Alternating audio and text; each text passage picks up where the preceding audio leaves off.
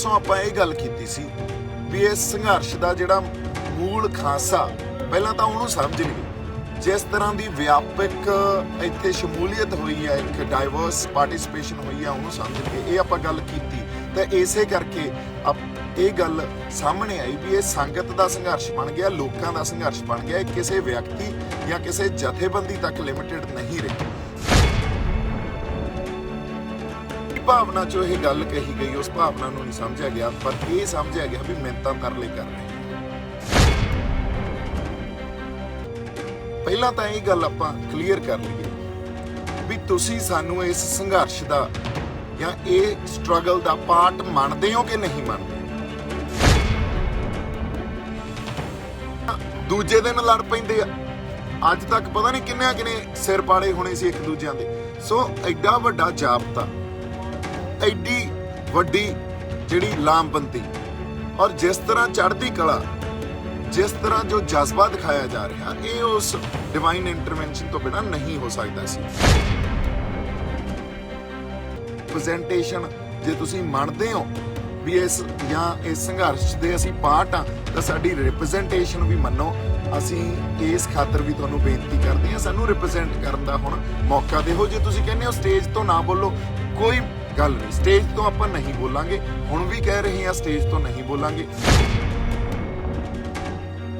गल मेरे तो पुछो, रोज इन्नी संगत आउंदी है और वो कहंदी है बाई जी तुसीं स्टेज वख लाओ, तुसीं आपदी गल ले जानी शुरू करो। असीं उन्हां नूं कहंदे नहीं जी ये गल नहीं करनी, आपां एक जाबता ते एका नहीं तोड़ना। फिर वो कहंदे आ भी तुसीं ऐ करो, तुसीं मूहरे लगो, आपां इहो जिहा कुछ नहीं करना। एक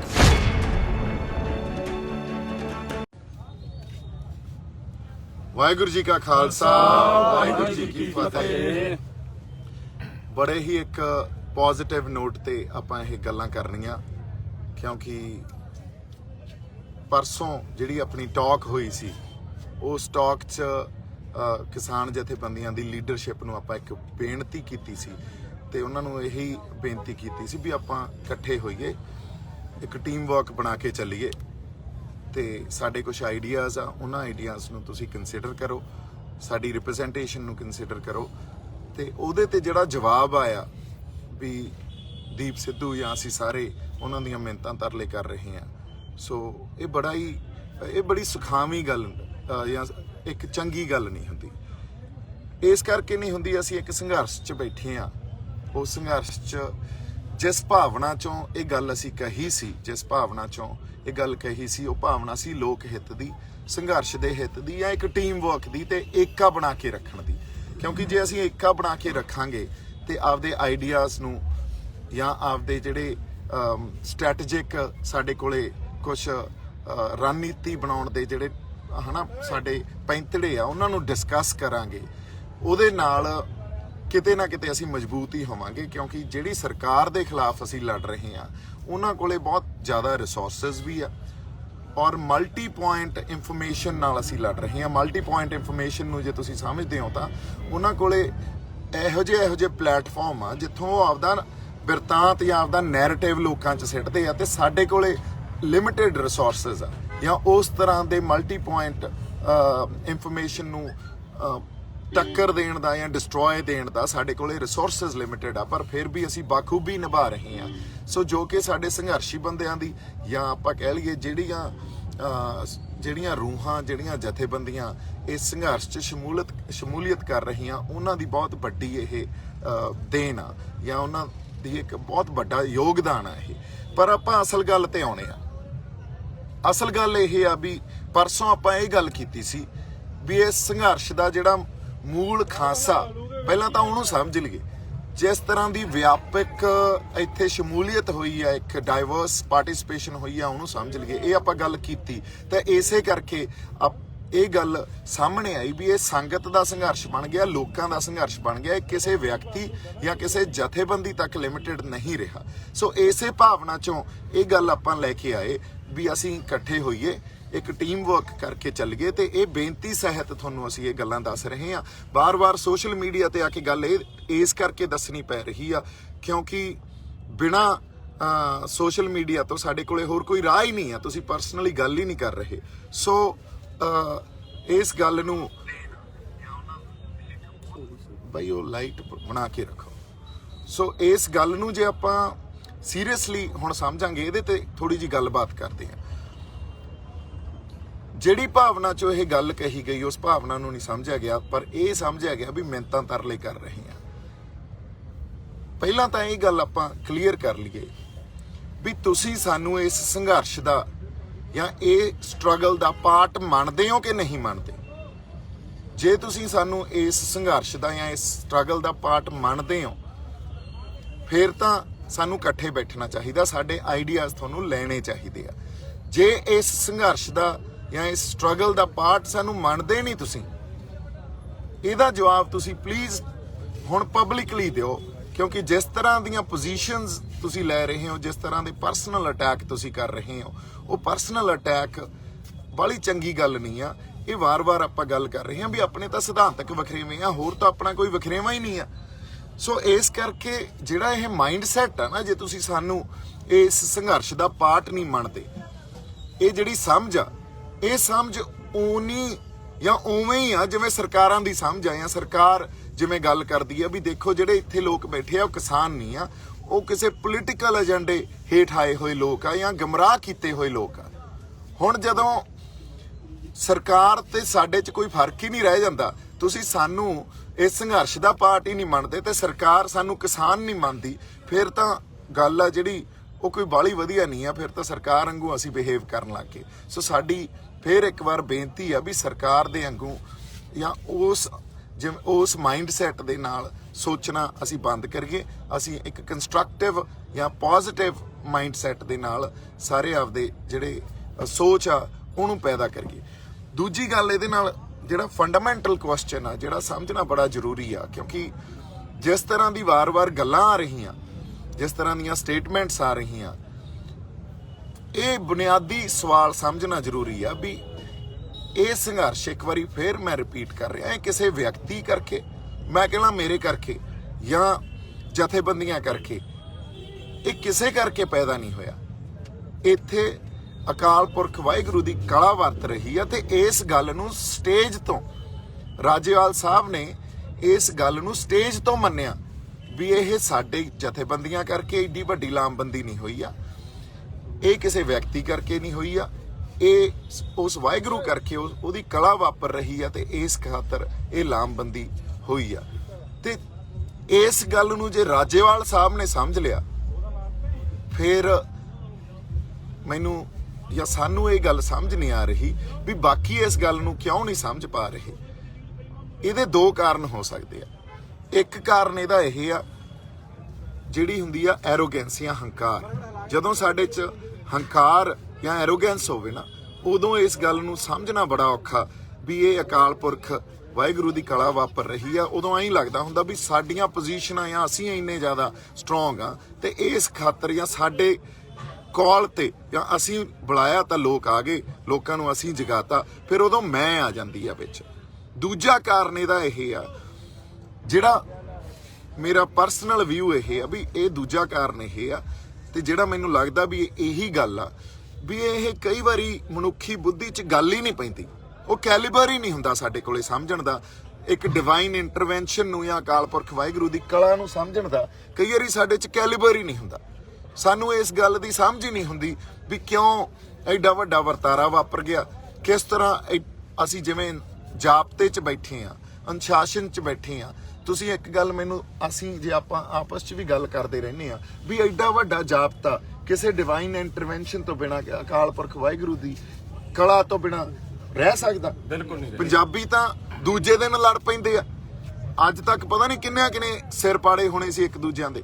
ਸੋ ਐਡਾ ਵੱਡਾ ਜਾਬਤਾ, ਐਡੀ ਵੱਡੀ ਜਿਹੜੀ ਲਾਮਬੰਦੀ, ਔਰ ਜਿਸ ਤਰ੍ਹਾਂ ਚੜ੍ਹਦੀ ਕਲਾ, ਜਿਸ ਤਰ੍ਹਾਂ ਜੋ ਜਜ਼ਬਾ ਦਿਖਾਇਆ ਜਾ ਰਿਹਾ, ਇਹ ਉਸ ਡਿਵਾਈਨ ਇੰਟਰਵੈਂਸ਼ਨ ਤੋਂ ਬਿਨਾਂ ਨਹੀਂ ਹੋ ਸਕਦਾ ਸੀ। ਸੋ ਇਸ ਗੱਲ ਨੂੰ ਜੇ ਅਸੀਂ ਸਮਝ ਲਾਂਗੇ ਤੇ ਜਿੰਨਾ ਜਲਦੀ ਸਮਝ ਲਾਂਗੇ, ਮੇਰੇ ਖਿਆਲ 'ਚ ਸਾਡੇ ਜਿਹੜੇ ਸੰਘਰਸ਼ ਦੇ ਨਤੀਜੇ ਆ ਉਹ ਬੜੇ ਸੁਖਾਵੇਂ ਨਿਕਲਣਗੇ। ਕਿਉਂਕਿ ਹੁਣ ਇਸ ਸੰਘਰਸ਼ ਨੂੰ ਜੇ ਅਸੀਂ ਕਹੀਏ ਕੋਈ ਜਥੇਬੰਦੀ ਜਾਂ ਕੋਈ ਵਿਅਕਤੀ ਇਸ ਸੰਘਰਸ਼ ਨੂੰ ਕੋਈ ਠੇਸ ਜਾਂ ਕੋਈ ਨੁਕਸਾਨ ਪਹੁੰਚਾ ਸਕਦਾ, ਉਹ ਤਾਂ ਨਹੀਂ ਹੋ ਸਕਦਾ। ਕਿਉਂਕਿ ਸੰਗਤ ਰੂਪੀ ਫੈਸਲੇ ਲਏ ਜਾਂਦੇ ਆ ਔਰ ਸੰਗਤ ਫੈਸਲੇ ਲੈਂਦੀ ਆ ਤੇ ਉਹਨਾਂ ਨੂੰ ਇੰਪਲੀਮੈਂਟ ਕਰਦੀ ਆ। ਠੀਕ ਆ, ਅਸੀਂ ਇਹ ਮੰਨਦੇ ਆ ਵੀ ਕਿਸਾਨ ਜਥੇਬੰਦੀਆਂ ਅਗਵਾਈ ਕਰ ਰਹੀਆਂ ਤੇ ਇਸੇ ਗੱਲ ਖਾਤਰ ਅਸੀਂ ਵੀ ਮੰਨਦੇ ਆ ਵੀ ਕਿਸਾਨ ਜਥੇਬੰਦੀਆਂ ਨੇ ਵੀ ਆਪਦਾ ਰੋਲ ਨਿਭਾਇਆ, ਉਹਨਾਂ ਕੋਲੇ ਤਜਰਬਾ ਵੀ ਆ ਤੇ ਅਸੀਂ ਇਸ ਗੱਲ ਲਈ ਉਹਨਾਂ ਦਾ ਸਤਿਕਾਰ ਵੀ ਕਰਦੇ ਆ। ਪਰ ਕਈ ਵਾਰੀ ਪੁਰਾਣੇ ਤਜਰਬਿਆਂ ਤੋਂ ਵੀ ਗਾਂਹ ਦੀਆਂ ਗੱਲਾਂ ਹੋ ਜਾਂਦੀਆਂ। ਪੁਰਾਣੇ ਤਜਰਬਿਆਂ ਤੋਂ ਕਈ ਵਾਰੀ ਸਾਨੂੰ ਥੋੜਾ ਬਹੁਤ ਅੱਗੇ ਸੋਚਣਾ ਪੈਂਦਾ, ਹੱਲ ਪਏ ਹੁੰਦੇ ਆ। ਕਈ ਵਾਰੀ ਇੱਕ ਪਾਸੇ ਜਿਵੇਂ ਆਪਾਂ ਦੇਖਦੇ ਆ, ਦੂਜੇ ਪਾਸੇ ਹੱਲ ਪਿਆ ਹੁੰਦਾ। ਸੋ ਸਾਨੂੰ ਆਪਦੇ ਆਪ ਨੂੰ ਜੇ ਅਸੀਂ ਪੂਰਾ ਪੋਜ਼ਿਟਿਵਿਟੀ ਨਾਲ ਜਾਂ ਪੋਜ਼ਿਟਿਵ ਢੰਗ ਨਾਲ ਜਾਂ ਖੋਲ ਕੇ ਆਪਦੇ ਦਿਮਾਗ ਨੂੰ ਰੱਖਾਂਗੇ ਤੇ ਐਕਸੈਪਟੇਬਿਲਿਟੀ ਜਿਹਨੂੰ ਕਹਿੰਦੇ ਆ, ਐਕਸੈਪਟੇਬਿਲਿਟੀ ਨੂੰ ਕੀ ਕਹਿੰਦੇ ਆ ਪੰਜਾਬੀ 'ਚ, ਵੀ ਤੁਸੀਂ ਪ੍ਰਵਾਨ ਕਰੋਗੇ ਇਹਨਾਂ ਗੱਲਾਂ ਨੂੰ ਜਾਂ ਸਮਝੋਗੇ ਇਹਨਾਂ ਗੱਲਾਂ ਨੂੰ, ਤਾਂ ਮੇਰੇ ਖਿਆਲ 'ਚ ਸਾਨੂੰ ਹੱਲ ਮਿਲ ਜਾਣਗੇ। ਹੱਲ ਹੈਗੇ ਆ। ਅਸੀਂ ਆਪਸ 'ਚ ਰੋਜ਼ ਇਹੀ ਡਿਸਕਸ਼ਨ ਕਰਦੇ ਰਹਿੰਦੇ ਆ, ਸੰਗਤ 'ਚ ਜਾ ਕੇ ਇਹ ਡਿਸਕਸ਼ਨ ਕਰਦੇ ਰਹਿੰਦੇ ਆ। ਸੰਗਤ ਨੇ ਬੜੇ ਸੋਹਣੇ ਸਾਨੂੰ ਹੱਲ ਸੁਝਾਏ ਆ। ਇਨਫੈਕਟ ਲੋਕਾਂ ਨੇ ਹੱਲ ਸੁਝਾਏ, ਲੋਕਾਂ ਨੇ ਦੱਸਿਆ ਵੀ ਆਹ ਗੱਲਾਂ ਕਿਉਂ ਨਹੀਂ ਹੋ ਰਹੀਆਂ। 3 4 5 ਉਹਨਾਂ ਨੇ ਵੱਖਰੇ ਵੱਖਰੇ ਸਾਨੂੰ ਆਪਸ਼ਨਸ ਦਿੱਤੇ, ਇਹ ਲੋਕਾਂ 'ਚੋਂ ਮਿਲੇ ਆ। ਅਸੀਂ ਕੋਈ ਬਾਹਲੇ ਇੰਟੈਲੀਜੈਂਟ ਨਹੀਂ ਆ, ਅਸੀਂ ਕੋਈ ਵੱਖਰੇ ਨਹੀਂ ਪੈਦਾ ਹੋਏ, ਹਨਾ। ਜਦੋਂ ਸਾਡਾ ਲੋਕਾਂ ਨਾਲ ਕਨੈਕਟ ਹੋਊਗਾ, ਲੋਕ ਬਹੁਤ ਸੋਹਣੇ ਸੁਝਾਅ ਦੇ ਦੇਣਗੇ। ਤੇ ਜਦੋਂ ਡਾਇਸਪੋਰਾ ਜਾਂ ਜਿਹੜੇ ਸਾਡੇ ਬਾਹਰ ਬੰਦੇ ਬੈਠੇ ਆ, ਉੱਥੇ ਜਿਹੜੀ ਸੰਗਤ ਬੈਠੀ ਆ, ਉਹਨਾਂ ਦਾ ਧਿਆਨ ਜਾਂ ਉਹਨਾਂ ਦਾ ਇਸ ਟਾਈਮ, ਚਾਹੇ ਉਹ ਹੈ ਨਹੀਂ ਇਸ ਸੰਘਰਸ਼ 'ਚ, ਪਰ ਉਹ ਹੈ ਇਸ ਸੰਘਰਸ਼ 'ਚ ਹੀ, ਇਹ ਤਾਂ ਸਾਨੂੰ ਮੰਨਣਾ ਪਊ। ਹੁਣ ਉਹਨਾਂ ਨੇ ਬੜੇ ਸੋਹਣੇ ਸੁਝਾਅ ਭੇਜੇ ਆ। ਸੋ ਜੇ ਅਸੀਂ ਕਿਉਂਕਿ ਉਹ ਵੱਖਰੇ ਸਿਸਟਮ 'ਚ ਰਹਿ ਰਹੇ ਆ, ਉਹ ਉਸ ਵੈਸਟ ਦੀ ਦੁਨੀਆ 'ਚ ਰਹਿ ਰਹੇ ਆ ਜਿੱਥੇ ਉਹਨਾਂ ਨੇ ਬੜੇ ਤਰ੍ਹਾਂ ਦੇ ਤਜਰਬੇ ਵੀ ਦੇਖੇ ਆ, ਬੜੇ ਤਰ੍ਹਾਂ ਦੇ ਲਾਅ ਵੀ ਉੱਥੇ ਆਲਰੇਡੀ ਇੰਪਲੀਮੈਂਟ ਆ ਤੇ ਉਹਦੇ ਕਨਸੀਕੁਐਂਸ ਜਾਂ ਉਹਦੇ ਕਨਸੀਕੁਐਂਸਿਸ ਨੂੰ ਕੀ ਕਹਿੰਦੇ ਆ, ਕਨਸੀਕੁਐਂਸਿਸ ਕੀ ਹੁੰਦੇ ਆ, ਵੀ ਰਿਜ਼ਲਟਸ, ਹਨਾ, ਵੀ ਉਹ ਵੀ ਉਹਨਾਂ ਨੇ ਦੇਖੇ ਆ। ਤਾਂ ਇਸ ਕਰਕੇ ਸਾਨੂੰ ਵੀ ਸੁਝਾਅ ਲੋਕਾਂ 'ਚੋਂ ਹੀ, ਸੰਗਤ 'ਚੋਂ ਹੀ ਮਿਲੇ ਆ। ਆਪਾਂ ਉਹਨਾਂ ਨੂੰ ਵਿਚਾਰੀਏ, ਟੀਮ ਵਰਕ ਬਣਾ ਕੇ ਚੱਲੀਏ। ਸਾਡੇ ਜਿਹੜੇ ਤੁਹਾਡੇ ਨਾਲ ਸਿਧਾਂਤਕ ਵਖਰੇਵੇਂ ਹੋ ਸਕਦੇ ਆ, ਔਰ ਸਿਧਾਂਤਕ ਵਖਰੇਵੇਂ ਜਦੋਂ ਇਕੱਠੇ ਮਿਲ ਕੇ ਬੈਠਾਂਗੇ, ਉਦੋਂ ਸਿਧਾਂਤਕ ਵਖਰੇਵੇਂ ਵੀ ਕਈ ਵਾਰੀ ਅਸੀਂ ਠੀਕ ਕਰ ਸਕਦੇ ਆ ਜਾਂ ਉਹਨਾਂ ਵਖਰੇਵਿਆਂ ਨੂੰ ਅਸੀਂ ਇੱਕ ਕਾਮਨ ਗਰਾਊਂਡ ਤੇ ਜਾਂ ਕਾਮਨ ਪੇਜ ਤੇ ਲਿਆ ਸਕਦੇ ਆ। ਪਰ ਇਹਦਾ ਮੈਂ ਤੁਹਾਨੂੰ ਐਗਜ਼ਾਮਪਲ ਦੇ ਦਿੰਦਾ। ਐਗਜ਼ਾਮਪਲ ਇਹ ਆ ਵੀ ਜਦੋਂ ਪਿਛਲੀ ਮੀਟਿੰਗ ਹੋਈ, 4 ਤਰੀਕ ਵਾਲੀ ਮੀਟਿੰਗ ਹੋਈ, ਉੱਥੇ ਜਿਹੜੇ ਸਾਡੀਆਂ ਰੂਹਾਂ ਇੱਥੋਂ ਜਾਂ ਜਿਹੜੇ ਸ਼ਖਸੀਅਤਾਂ ਸਾਡੇ ਤੋਂ ਵਿਛੜ ਗਈਆਂ, ਅਕਾਲ ਚਲਾਣਾ ਕਰ ਗਈਆਂ, ਤੁਸੀਂ ਸਰਕਾਰ ਨਾਲ ਬੈਠ ਕੇ ਉਹਨਾਂ ਰੂਹਾਂ ਨੂੰ ਸ਼ਰਧਾਂਜਲੀ ਦੇ ਰਹੇ ਹੋ। ਜਿਹੜੇ ਉਹਨਾਂ ਦੀ ਮੌਤ ਦੇ ਜ਼ਿੰਮੇਦਾਰ ਆ, ਉਹਨਾਂ ਨਾਲ ਬੈਠ ਕੇ ਸ਼ਰਧਾਂਜਲੀ ਦੇ ਰਹੇ ਹੋ। ਇਹ ਤਾਂ ਜਮਾਂ ਉਹੀ ਗੱਲ ਹੋ ਗਈ ਵੀ ਜਿਵੇਂ 84 ਦੇ ਜਿਹੜੇ ਸਾਡੀ ਸਿੱਖ ਜੈਨੋਸਾਈਡ ਹੋਈ ਸੀ, ਉਹਦੇ ਜਿਹੜੇ ਜ਼ਿੰਮੇਵਾਰ ਲੋਕ ਸੀ ਉੱਥੇ, ਸੱਜਣ ਕੁਮਾਰ ਜਾਂ ਟਾਈਟਲਰ, ਅਸੀਂ ਉਹਨਾਂ ਬੰਦਿਆਂ ਨਾਲ ਬਹਿ ਕੇ ਕਹੀਏ ਵੀ ਉਹ ਸਾਡੀਆਂ ਰੂਹਾਂ ਨੂੰ ਸ਼ਰਧਾਂਜਲੀ ਦਿਓ। ਇਹ ਤਾਂ ਉਹਨਾਂ ਰੂਹਾਂ ਦੀ ਤੋਹੀਨ ਹੋਊਗੀ ਤੇ ਉਹਨਾਂ ਰੂਹਾਂ ਨੂੰ ਕਿੰਨਾ ਦੁੱਖ ਪਹੁੰਚੂਗਾ ਵੀ ਕਾਤਲਾਂ ਨੂੰ ਬਿਠਾ ਕੇ ਅਸੀਂ ਕਹੀਏ ਵੀ ਉਹਨਾਂ ਨੂੰ ਸ਼ਰਧਾਂਜਲੀ ਦਿਓ। ਸੋ ਇਸ ਖਾਤਰ ਇਹ ਗੱਲ ਹੋ ਸਕਦਾ ਤੁਸੀਂ ਰਿਅਲਾਈਜ਼ ਨਾ ਕੀਤੀ ਹੋਵੇ, ਅਣਜਾਣੇ 'ਚ ਇਹ ਗੱਲ ਹੋ ਸਕਦੀ ਹੋਵੇ, ਪਰ ਜਦੋਂ ਕੌਮਾਂ ਲੜਾਈ ਲੜਦੀਆਂ ਨਾ, ਔਰ ਸਪੈਸ਼ਲੀ ਜਦੋਂ ਜਿਸ ਤਰ੍ਹਾਂ ਗੁਰੂ ਸਾਹਿਬਾਨਾਂ ਨੇ ਸਾਨੂੰ ਲੜਾਈ ਲੜਨਾ ਸਿਖਾਇਆ, ਅਸੀਂ ਗੈਰਤਾਂ ਦੇ ਨਾਲ ਲੜਾਈ ਲੜਦੇ ਹਾਂ। ਗੈਰਤਾਂ ਤੋਂ ਬਿਨਾਂ ਕੌਮਾਂ ਲੜਾਈ ਨਹੀਂ ਲੜਦੀਆਂ। ਜੇ ਤੁਸੀਂ ਇਹ ਕਹੋਗੇ ਵੀ ਇਹ ਸ਼ਿਸ਼ਟਾਚਾਰ ਸੀ, ਇਹ ਸ਼ਿਸ਼ਟਾਚਾਰ 'ਚੋਂ ਅਸੀਂ ਗੱਲ ਕੀਤੀ। ਸ਼ਿਸ਼ਟਾਚਾਰ ਤਾਂ ਜਾਤੀ ਹੋ ਸਕਦਾ, ਪਰ ਜਦੋਂ ਸੰਘਰਸ਼ 'ਚ ਬੈਠੇ ਆ ਨਾ, ਉਦੋਂ ਸ਼ਿਸ਼ਟਾਚਾਰ ਵੀ ਇਸ ਸੰਘਰਸ਼ ਦੀ ਰੌਸ਼ਨੀ 'ਚ ਹੀ ਦੇਖਿਆ ਜਾਣਾ ਚਾਹੀਦਾ। ਸ਼ਿਸ਼ਟਾਚਾਰ ਇਸ ਸੰਘਰਸ਼ ਦੀ ਰੌਸ਼ਨੀ ਤੋਂ ਬਿਨਾਂ ਨਹੀਂ ਕਦੇ ਸਿਰਜਿਆ ਜਾਂਦਾ। ਸੋ ਜਿਹੜੀ ਗੈਰਤ ਦੀ ਆਪਾਂ ਗੱਲ ਕਰ ਰਹੇ ਸੀ, ਜਦੋਂ ਕੌਮਾਂ ਲੜਾਈ ਲੜਦੀਆਂ, ਸਪੈਸ਼ਲੀ ਅਸੀਂ ਲੜਾਈ ਲੜਦੇ ਆ ਜਾਂ ਸਾਡੇ ਰਹਿਬਰਾਂ ਨੇ, ਗੁਰੂਆਂ ਨੇ ਜਿਸ ਤਰ੍ਹਾਂ ਦੀਆਂ ਸਾਨੂੰ ਲੜਾਈਆਂ ਲੜਨੀਆਂ ਸਿਖਾਈਆਂ, ਉੱਥੇ ਗੈਰਤ ਤੋਂ ਬਿਨਾਂ ਅਸੀਂ ਲੜਾਈ ਨਹੀਂ ਲੜ ਸਕਦੇ।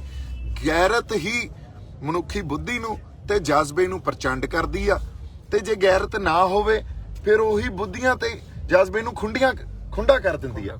ਸੋ ਗੈਰਤਾਂ ਤੋਂ ਬਿਨਾਂ ਲੜਾਈਆਂ ਨਹੀਂ ਲੜੀਆਂ ਜਾ ਸਕਦੀਆਂ। ਇਹੀ ਸਿਧਾਂਤਕ ਵਖਰੇਵੇਂ ਆ, ਤੇ ਸਿਧਾਂਤਕ ਵਖਰੇਵੇਂ ਵੀ ਤਾਂ ਹੀ ਦੂਰ ਹੋਣਗੇ ਜੇ ਅਸੀਂ ਰਲ ਮਿਲ ਕੇ ਬੈਠਾਂਗੇ।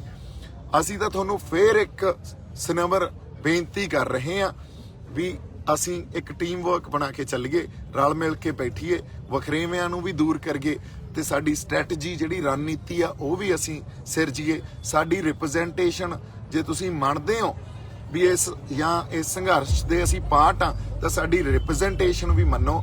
ਅਸੀਂ ਇਸ ਖਾਤਰ ਵੀ ਤੁਹਾਨੂੰ ਬੇਨਤੀ ਕਰਦੇ ਹਾਂ, ਸਾਨੂੰ ਰਿਪਰੈਜ਼ੈਂਟ ਕਰਨ ਦਾ ਹੁਣ ਮੌਕਾ ਦਿਓ। ਜੇ ਤੁਸੀਂ ਕਹਿੰਦੇ ਹੋ ਸਟੇਜ ਤੋਂ ਨਾ ਬੋਲੋ, ਕੋਈ ਗੱਲ ਨਹੀਂ, ਸਟੇਜ ਤੋਂ ਆਪਾਂ ਨਹੀਂ ਬੋਲਾਂਗੇ, ਹੁਣ ਵੀ ਕਹਿ ਰਹੇ ਹਾਂ ਸਟੇਜ ਤੋਂ ਨਹੀਂ ਬੋਲਾਂਗੇ।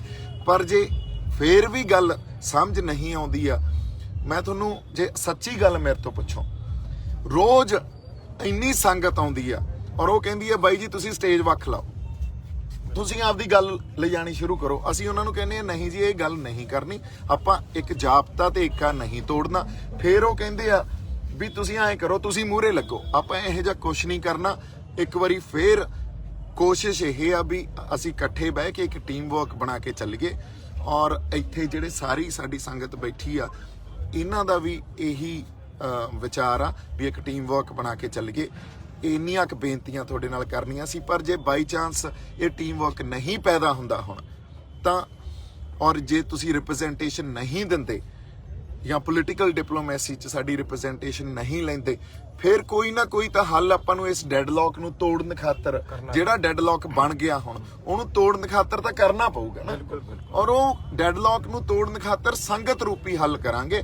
ਹੱਲ ਹੈਗੇ ਆ ਤਾਂ ਤੁਹਾਨੂੰ ਹੱਥ ਜੋੜ ਕੇ ਜਾਂ ਬਜ਼ੁਰਗਾਂ ਨੂੰ ਸਤਿਕਾਰ ਸਹਿਤ ਅਸੀਂ ਇਹ ਬੇਨਤੀ ਕਰਦੇ ਹਾਂ ਵੀ ਆਪਾਂ ਬੈਠੀਏ ਤੇ ਬੈਠ ਕੇ ਕੋਈ ਹੱਲ ਕੱਢੀਏ। ਜੇ ਤੁਸੀਂ ਸਰਕਾਰ ਨਾਲ ਜਿਹੜੀ ਸਾਡੀ ਦੁਸ਼ਮਣ ਆ ਉਹਨਾਂ ਨਾਲ ਬੈਠ ਕੇ 7-8 ਮੀਟਿੰਗਾਂ ਕਰ ਸਕਦੇ ਹੋ ਤੇ ਸਾਡਾ ਤਾਂ ਕੁਝ ਨਹੀਂ ਵੰਡਿਆ, ਹਨਾ।